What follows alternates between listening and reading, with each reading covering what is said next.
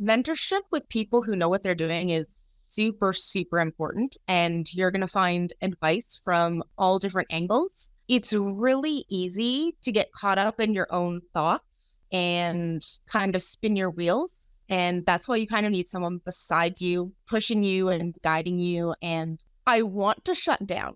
I want to not to stop doing the work. And then I know, okay, I have an accountability partner, and I have mentorship in this area, and I need to tell them that I did something. Yeah. So even if, you get a really bad rejection, or you send out 100 emails, well, what feels like 100 emails, and it's probably closer to about 60, then, and nothing comes back, then you're like, hey, but I need something to tell them. So it definitely keeps you pushing forward when you have that kind of mentorship. Sharon says this to us all the time, you got to be gentle with yourself. Don't compare your step 1 to somebody's step 100.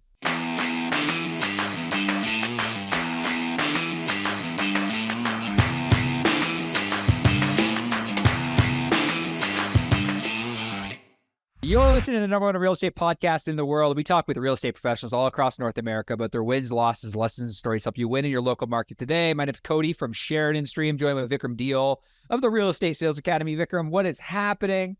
Friday, 2:30 p.m. Central Standard Time. Yeah, that's the time it is right now. How you doing? Yo, if you are listening to this and you're getting value from the amazing guests, the content that Cody creates and delivers, and the shit talking that I do, give us a like, a comment, a subscribe, tag a friend. There is a lot of effort that Cody puts into this podcast every week. I just show up completely unprepared, like an asshole that I am, and I just like to have fun. Cody got very honest of you. It's true. Like Marty, who was one of our guests 100 episodes ago, he's like, hey guys, do you have a resource guide for all the things you do? And I'm like, yeah, it's called Cody. It's like, Cody Bay, that's the resource guide. I just show up, I do a little research on the guests. Obviously, I don't want to be a jerk to them, but I don't know what happens. Things get posted. It's kind of like when I was a kid and I used to throw my laundry from the upstairs to the downstairs, and then it just showed up back into my bedroom closet, clean, folded, ironed, pressed, amazing. And I was like, this is such an amazing house, Mom. I am glad you built this house like this. How did you do this? Everything's we leave the house, there's 36 cups. We come home and it's everything's perfect. Yeah. That's kind of what I feel like with you on this podcast, Cody. So I appreciate it. And that's my way of saying I appreciate you. I appreciate the fact that you appreciate my hard work in the podcast, but in all actuality, I just show up and don't do a whole lot either. It's just generally the team in the back end, editing, whatever they do is cutting. Great. Yeah. Whatever they do is great. But, what's been the most exciting thing that's happened for you in business over the last week? You and I have had some conversations. And before we intro our guest, I just want to hear specifically what's happening in the Real Estate Sales Academy. So I'm going to actually go a little different because I'm going to go vulnerable. I was in a major sales slump the last, 60 days or so, give or take. We're bringing in a couple clients here and there, nothing spectacular, nothing amazing for the amount of people that I want to help. And I was in a hotel because the Airbnb that I was in, because we're in Colombia, if you guys don't know, Cody's actually in my bedroom, or my guest bedroom, 16 feet away from me, which is awesome. And this Airbnb, because I didn't know if I was going to get a visa or not, I only did for 3 months. And then I had to move out for a month. And then my friend said, oh, you can stay in my house for a couple of weeks. But then he was coming back from his vacation. So he's like, I don't need no stinky Indian in here. So he kicked me out. And so I went to a hotel. Been a lot of movement. There is a lot of movement that's been happening. And one night I was just sitting there with my girl, Salome. It feels weird saying I have a girlfriend. It's been 6 years since I've had a girlfriend. So I was sitting there chatting with her, and I was like, hey babe. And she's like, what's up? I was like, can we just crush the next 4 days of scripting, role playing? I just don't feel like I have my mojo right now. And, I say this with vulnerability. I say this with humility, because even when you practice and you know what you're doing, you sometimes need to just sit back and reset and refresh. Yeah. And, we recorded videos, we're in bed, it's 9:00 at night, we have takeout, and we're just sitting there and we're crushing through scripting. She's actually going to be a great salesperson in the next 16 to 17 weeks because she's amazing at like deciphering things, and like her thought process around selling is amazing. Like that's how you can tell if somebody's going to be a good salesperson or not, is like how their brain takes a problem and solves it. But we just sat there and we worked and she's like, I don't like this word. And we literally spent an hour and a half on one paragraph. And then we practiced it for another 4.5 hours. And we wrote out like 6 different ways to talk about it. And it's all stuff that you and I had done it, but we'd never done it in that much detail, right? And the reason I share this with you is because the market has shifted. The consumer has shifted. Real estate, what worked 6 months ago wasn't working now, Cody. And so like, I just want you guys to know that we all have to continue sharpening our swords, because after you go out and you chop wood, because we have Canadians here in the forest, after you go out and chop a bunch of wood, if you don't go and sharpen your axe before you put it away, when you pull it back out, it's going to be dull. And a dull axe doesn't chop wood very well. So keep your blade sharp at all times.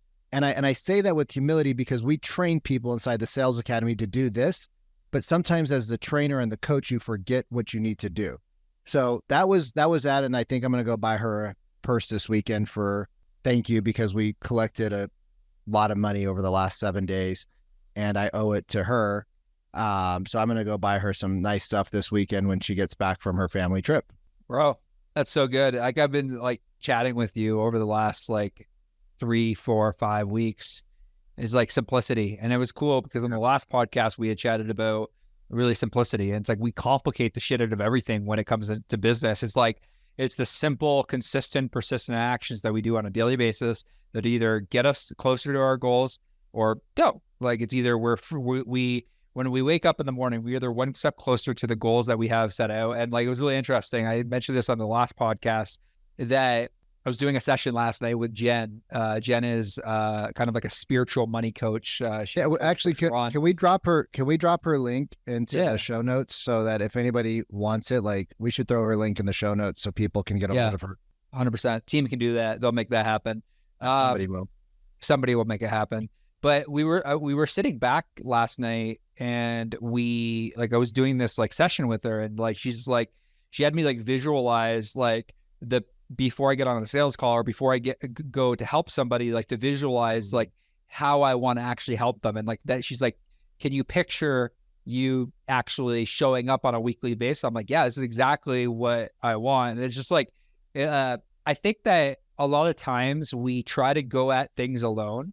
And it's like, there are times in life where I just need the sounding board of another person, another entrepreneur. We chat about this consistently around getting around people that have already been where you want to go. And that's the whole reason I've joined masterminds in the past, like, Taki, which is like, I met you because I was in a mastermind with Sharon, and Sharon introduced me to you. It's like, you just never know what's going to happen in life. And it's like, so like, I think over the last 3 weeks, I've really tried to visualize like what it is, like Sharon has said this to me so many times, like clarity is the mother of mastery. It's like, what do we actually want in business? What do we actually want in life? If we don't have clarity on the things that we want, it's very hard to go get it. And that was a kind of a realization I had. And without further ado, I don't know if you remember, and we'll get into the guest right here in a second, because I'm excited to learn what she's doing as a new agent. But I don't know if you remember, but last week or 2 weekends ago when we got kind of drunk, I kind of went into my whole like Tony Robbins mode. I don't remember. I got a video. Don't worry, I'm gonna make it. But we did a visualization exercise, and I had you and your girlfriend there. Like, I had you guys put your hands on each other's hearts, close your eyes, and like visualize what you actually wanted your life to be. And I remember that moment because I do this with my group sometimes too. Like a couple times a month, we'll do a visualization exercise. I do it every morning, doing a guided Joe Dispenza meditation. I visualize like what I want, what I don't, who do I don't want to be. And then we follow it up with stepping into that person we want to be. And, like it just changes, but like you can feel the energy shift in a person when they actually get that moment of clarity. It might only be a millisecond, but you can actually see the shift in the body language. It's pretty cool. Yeah. So I'm glad you had that session with Jen. She's a rock star. Yeah. An immediate, like, I said to you last night, I'm like, I feel lighter. And, I think a lot of poop. Yeah, no, it's, I just did a session with Jen. No, it was good. But without further ado, we have a very special guest, Jeanette Inthisorn, all the way from Muskoka area in Canada. My home area. I spent a lot of times in Muskoka growing up and very familiar with the area. And we actually get connected with Jeanette through one of my really good friends, Mike Ouellette. And Mike's absolutely crushing it in the Ottawa market, helping so many families, so many he's a people. client of Sheridan Street too. Yeah, he's a client of ours, and helping so many people in the Ottawa area buy and sell real estate, and do it from such a personal relationship, and just he really cares that he embodies humans over homes. So I'm so excited to chat with you, Jeanette, today about real estate, about what you're up to. You're new in the business. But why don't you give us kind of a 60 seconds Cliff Notes version of how you got into the business, why you got into the business, and what you're doing in your local market right now. All right. Thank you, Cody. I got into real estate. I wanted to get into it about 10 years ago, but I had little kids. And as I was studying, found that I didn't have the time to invest. So put it on hold for 10 years. Then we went through and did all the courses, and I became a real estate agent at the beginning of the summer. And I've been using various videos on gardening and just garden updates on what I'm doing in my garden this year, and been posting to the app Nextdoor and just engaging on Nextdoor to try to get as many people into my contacts list as possible, because 3 years ago we moved up during the pandemic and I didn't even know people up here. So it's one of those I'm starting from scratch in terms of social networks type of thing. Yeah. Well, let's jump into it, because this is kind of my jam, because I moved from the hustling, bustling metropolitan city of Lancaster, California, where I slept in the back of a cell phone store, to Seattle, Washington. And I was in the same boat where I had a very small network of people. And, I think it's really important that as a new agent, you get some good guidance. So maybe we'll just use this as a coaching opportunity. Cody, what do you think about that? When you're a newer agent and you have, we haven't talked about your resource budget or anything like that, but I know as newer agents, typically money tends to be on the tighter side. Okay. And we want to go out and do the things to generate leads and generate business. But it's, when you're brand new, because the real estate classes don't prep us for what we need, they don't tell us that, hey, we should have an open house strategy. Hey, we should have a, door knocking, a cold calling strategy. They don't tell us how to do follow-up. They don't tell us how to do social media. So I think it's really interesting what you're doing with Nextdoor. And I'd like for you to kind of jump into a little bit more of how that's working out for you. And then we can go into some things that could be possibly a good fit for you on some other avenues. Sure. So with Nextdoor, what I was doing is I originally, I'm the lead for the area because I was the one to start it in this area. But generally, when you join Nextdoor, there's already a neighborhood. And if there's not, then Nextdoor will actually send out postcards to your surrounding neighborhood and drop flyers inviting people onto Nextdoor. That's cool. So you can start a little social network, and it's also less saturated than Facebook. So it allows you to have more, conversations where people have their guard down. Whereas on Facebook, if you try to friend someone new, everyone's always like, oh, someone's trying to scam me. Whereas Nextdoor, you're guaranteed. Actually, very true. Yeah. You're guaranteed it's a neighbor. So if someone joins, I can just start a conversation with them in the DMs, and they're cool with it because that's the nature of the app. So it allows you to really reach out and find out a lot about your neighbors. And are you posting videos, or are you posting what kind of content are you putting on Nextdoor? I'm posting gardening videos. And also photos of what I've picked from the garden and what I'm cooking with. And then I'll invite people over. So if I have extra asparagus. So I had a whole package of asparagus seeds that I planted, which is 200 and something.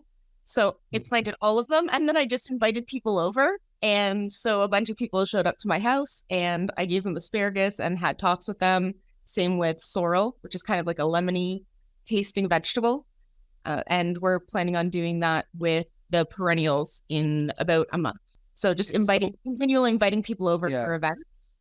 Yeah. It's so interesting like that. And I'm curious to know kind of like, where you got this idea from. Like, was this from Mike? Was this from like another person kind of in the EXP or like, in your network? Because it's different. Like, like I've heard of Nextdoor, but it's not something that like I hear people actively talk about or create different strategies in order to actually get belly to belly, face to face with people. But it's like, it's cool because you're taking something you're clearly passionate about, which like I have zero desire to garden, but you clearly love gardening.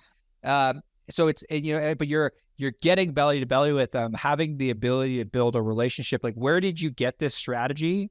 And like, what, like, I guess like what, like aside from it actually, like what has been the outcome so far? I know that you're brand new in the business, like starting at the beginning of the year, but like what have the conversations look like? What is the kind of the strategy moving forward, and who gave you the strategy to begin with? The strategy developed organically, although I have been following marketing since I was little. I stumbled upon Purple Cow by Seth Godin in the library just because the book spine looked interesting. And I think I was in grade 5 when that came out. And so I've just been following him, Frank Kern, and several other people. As far as how I was doing it, I kind of parlayed what people used to do on Facebook because it doesn't work on Facebook anymore. But the way people described how they were going about marketing Facebook, I applied that to Nextdoor. So let's get tactical here, because you're meeting people in a very different way than I would have ever in a million years thought of doing, which is really cool. Like, that's what I think. If you're not following this podcast, you guys should hit the like, subscribe button, share this with your friends, and write a review on iTunes. Not because it helps us, but because, it's just social love. But you're bringing people from your community. Now, I'm assuming you guys live in a smaller city. Yes. So the Muskoka region is fairly large, but we live in Milford Bay, which is kind of in between Bracebridge and Port Carling. No idea where so large and small, but sorry. No, I said no idea where any of that is. So you have like a little community, but there are 3 major areas. Well, I think where I'm going with this is like you have a small community with Nextdoor that you guys are kind of targeted. And I think that's how Nextdoor works. It's like community oriented. So you have to be within a certain geographic area. So you're bringing people from your certain geographic area. You're collecting their information when they come to your house and pick up veggies and talk to you about stuff. What is your long-term strategy? Like, what is your short-term game and long-term game to try to create a buzz around what you're doing outside of the gardening community?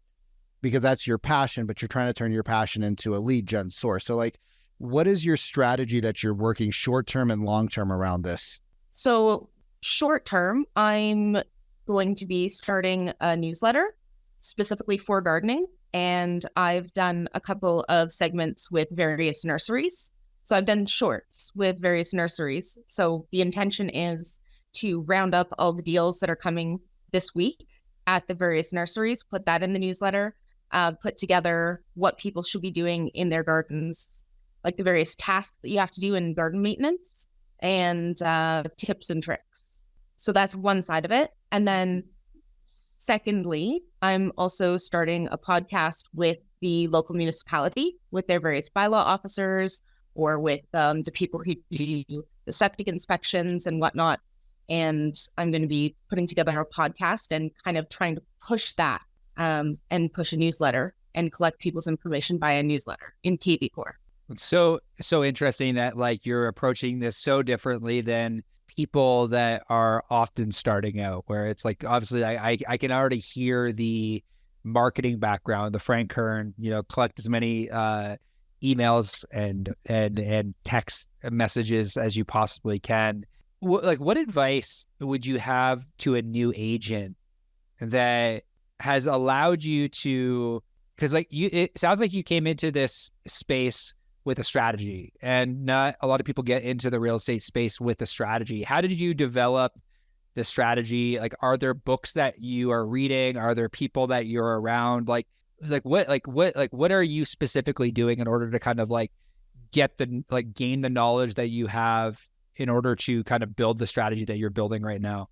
Right. So I I'm looking at the various social media groups that are available to me, because some areas, so your area might not have Nextdoor, and that might be something you need to build up. And that might take you a couple of years, but in order to get the people actually there. So for me, the people are actually on Nextdoor right now, because that's something I coincidentally started 3 years ago. And so people have been funneling in from that, which was not related to real estate. But if you have like a group or something, I guess what is the strategy called? Online to offline to online is one of the strategies that I was using. And I think I heard that through Frank Kern. And then the other one is the omnipresence strategy, which was definitely a Frank Kern, was trying to be everywhere and trying to put your content and just get it on all the different platforms all at once. When you this is one pillar of business, correct? For sure.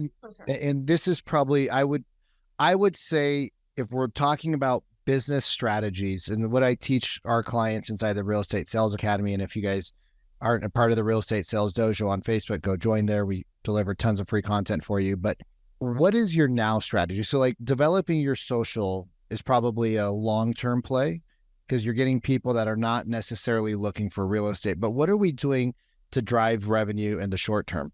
So that one is, I haven't been doing a lot there. I've been going up to people if I pass by them and they have beautiful gardens. I've been knocking on their door and leaving a little note card telling them how much I love their garden and I would like to take pictures of it. But beyond that, I haven't been doing a lot for the now.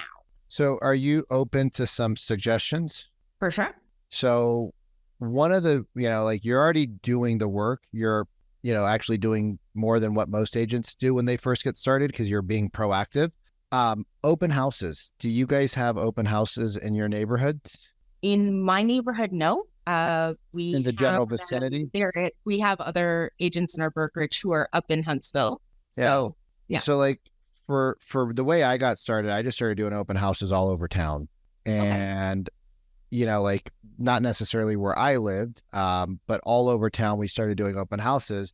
And I actually created a video on YouTube that is a 20-minute video, how to go and get open houses and how to actually get agents to come and give you their open houses after a few meets. Because if you do the right thing and you keep showing up and the agents meet you, they'll start to want to give you open houses, especially if it's a dominant agent. So we can drop that in the show notes as well.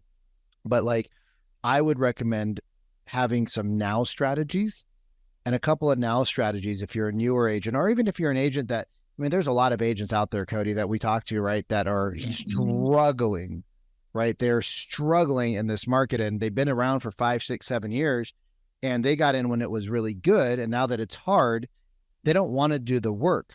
But another great strategy is, if you're going to do an open house, and because you love gardening, you have a reason to talk to them. Hey, I'm doing an open house at 123 Banana Street. You might know the Smiths up the street. But anyways, I was driving through the neighborhoods, putting out our signs, and I noticed your front yard is absolutely beautiful. I actually have a gardening podcast. I'd love for you to, would love to get you on it. We do X, Y, and Z, da, da, da, da, da. And so you're having a super easy conversation. Oh, by the way, why don't you, have you seen the Smith's house up the street before? No. Oh, why don't you come take a look at it? I can't sit here and talk to you forever because I got to go knock on all the other neighbors' doors like I told them I was going to do with nice gardens. But I'd love to chat with you if you come up to the open house and have a little bit more of a conversation. By the way, would it be helpful if I shared my newsletter where we give out the sales from the local nurseries, da-da-da-da-da, and boom, now you have a person in your database that you didn't have before that you actually met in a very organic, non-salesy way. So that could be an option for you. And then you're getting your door knocks in. So if somebody's like, oh, you're up the street because you never asked them for business, if they are interested in selling, right? Oh, by the way, I probably should ask this. My broker told me I need to do this. But do you know any of your neighbors that are looking to sell, possibly looking to sell? And if they do, because you had a nice conversation with them up front, they'll probably give you an introduction. Or if they're looking to sell, they'll be like, well, our neighbors aren't, but we've actually had some thought about it. And boom, now you're right into flow with them. So that might be a strategy you can use. I love open houses. I think open houses are very undervalued and underplayed. But yeah, I mean, what do Would you it work with regular door knocking? Like if I were to take the stopping and talking to people with nice gardens, just instead of doing it once, I've been so bad, it's been like once every 2 weeks.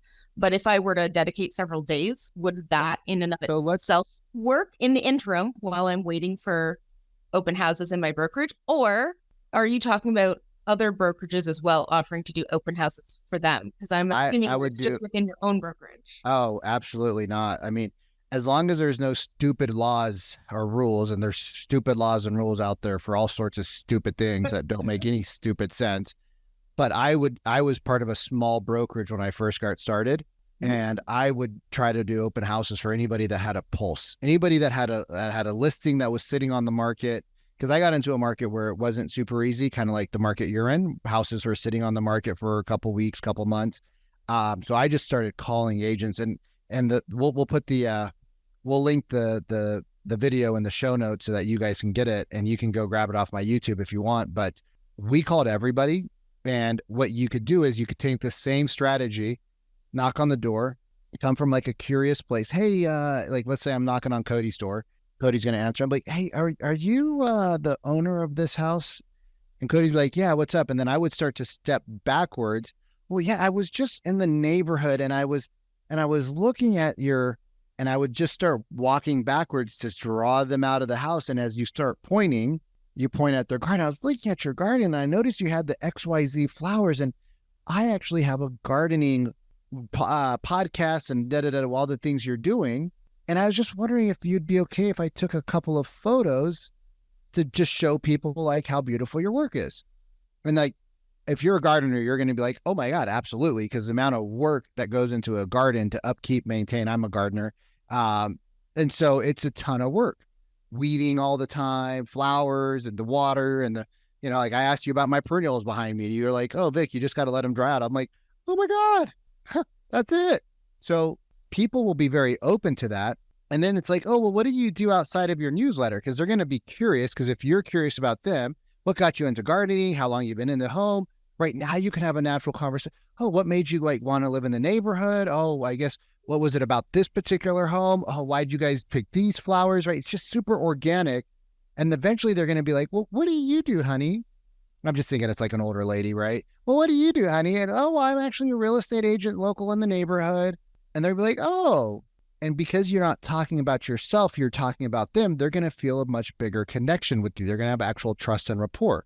And then I would go into the question and be like, yeah, I just do this for fun, but my mentor told me that I actually should ask you guys if you know any neighbors that are looking to sell.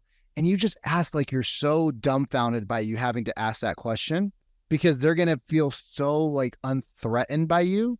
And your demeanor that you give off anyways is like super casual. And then they might say no. And they're like, well, if you ever know anybody or if you've ever had any thoughts about selling, I can come over and show you kind of like what we do to help owners, XYZ. Mm-hmm. And we've already got their contact information up top to put them on your newsletter. Yes. So we're going there for the newsletter. We just happen to be a real estate agent. And if they're happen to sell, right, very neutral language. Oh yeah, if you possibly knew any of your neighbors that were thinking about selling, or, anybody who's got another great garden, could you make an intro to me? And now they start plugging you into the neighborhood. And if you do it around houses that sell, right, if you become very strategic and you go around homes that sell, we know that when a house goes up, a sign goes in the yard, the reticular activating system in the brain starts working, and you start seeing the sign. And every day you pass by that house, you come home. Hey, honey, did you see the neighbors telling? Oh yeah, I saw that. Oh, that's interesting. A couple weeks later, hey babe, we are getting a little bit older. The kids are getting a little bit bigger. Maybe we should go look at the home. Let's see what they sold it for. It starts the conversation naturally. So then when you show up and you're just like this sweet person that's super non-threatening and super non-salesy, and you have a process and a plan, you'll probably pick up listings from it, and you get to do it the way that you love. Well, and it's the belly to belly thing, like the open houses, like, the conversations we've had with agents from really across all of North America, like the open house strategy is, like, in my opinion, the fastest way in order to get now business. We chat about that. Like, it is the fastest way, other than potentially expireds could be another fast way to get, but like the most the way that feels the most natural for so many agents to be able to have conversations belly to belly. Because so many agents say to us, like, if I could just get in front of more people, it's like, well, like, this is a great way to get in front of more people, belly to belly, out face to face. In the open house. Right. So I want to close out here with a question around because it sounds like you sought out mentorship really early on, which is not like a lot of agents. Like, a lot of agents don't start out. They start out on like their own island. Like we're in a space where so many people think they have to do it on their own. And you chose, like, we got connected through Mike, and like Mike's helping you, and like obviously you have people around you that are really helping you. Like, you've even like we chatted about Frank Kern, we chatted about Seth Godin. Like, you've really sought out knowledge in order to start your career out really strong. Like, what type of advice would you have to a newer agent? Like, why was that potentially so important to you to seek out mentorship, to join a brokerage that gave mentorship? Like, maybe walk us through that as we close out. Right. And so mentorship with people who know what they're doing is super, super important. And you're going to find advice from all different angles. It's really easy to get caught up in your own thoughts and kind of spin your wheels. And that's why you kind of need someone beside you, pushing you and guiding you. And like Mike and I have every week, we have accountability calls, because there are some times where I'll hit against something, some kind of impediment, and then I want to shut down. I want to not to stop doing the work. And then I know, okay, I have an accountability partner, and I have mentorship in this area, and I need to tell them that I did something. Yeah. So even if, you get a really bad rejection, or you send out 100 email, well, what feels like 100 emails, and it's probably closer to about 60, then, and nothing comes back, then you're like, hey, but I need something to tell them. So it definitely keeps you pushing forward when you have that kind of mentorship. And accountability is, I think that's huge, because, I have a new guy in my group that Cody and I were chatting about, and he's like, man, I'm just not motivated this week because I'm not getting great results. And I'm like, bro, you started working with me a week ago. Like, you've been to one call, homie. Like, you've got to be more gentle on yourself. Like, Sharon says this to us all the time. Like, you got to be gentle with yourself. Don't compare your step 1 to somebody's step 100. And like, if you keep, Cody and I talk about this every day when because Cody's like literally 16 feet away from me. And it's, what activities did you do to drive your business? Or what activities did you do? Oh, I didn't do a lot. All right, before we go to dinner, let's spend an hour. Like, I'm going to go chop up some emails. You go do your activities, but spend an hour before the day's over. Because if you don't do daily activities, whether it's DMing people, right? You guys, it's amazing. Like, if you just throw out a DM, like a voice memo or a video DM, your open response rate is through the roof. If you send a text, it'll be like 25, 30%, depending on how good your skills are. And here's the other thing, track your numbers, right? You don't got to be sophisticated in tracking, but like, get basic tracking around what you're doing. And if you send out 60 DMs and you get 0 responses, ladies and gentlemen, boys and girls, that DM was shit. It doesn't mean you're shit. It means that your DM was shit, which means you should probably change the DM. It's not rocket science, but we all go through it. Like, I'm in a group and we talk about this all the time. And it's like, hey guys, what DM did you use this week that worked? I tried this. How many responses? I got 0. Like, how many did you send? I'm like, hundreds. They're like, bro, why would you send like hundreds? I was like, I don't know. I just got in a roll. I just bombed through it. And then I realized that I got 0 responses, and I kept sending it to people. They're like, all right, well, now you got to try something different. If you're getting the same response and it's not the positive one, it's not the people, y'all. It's you. And you know what the greatest thing about realizing that it's you is? You change it. Yes. Yeah. Because everything we have, we have control over everything in our life. And if we take that control and we own it, then we can make a change to everything in our life just by doing different activities. Yeah, activities, and it's so cool, Jeanette, that, out of the gate, you chose an activity and you're running with it, and you're choosing more activities and you're running with it. If somebody were to want to reach out to you and maybe they want to learn a little bit more about what you're up to, or they want to follow your gardening process, like the system that you're creating in order to generate business, where's the best place that we can send them?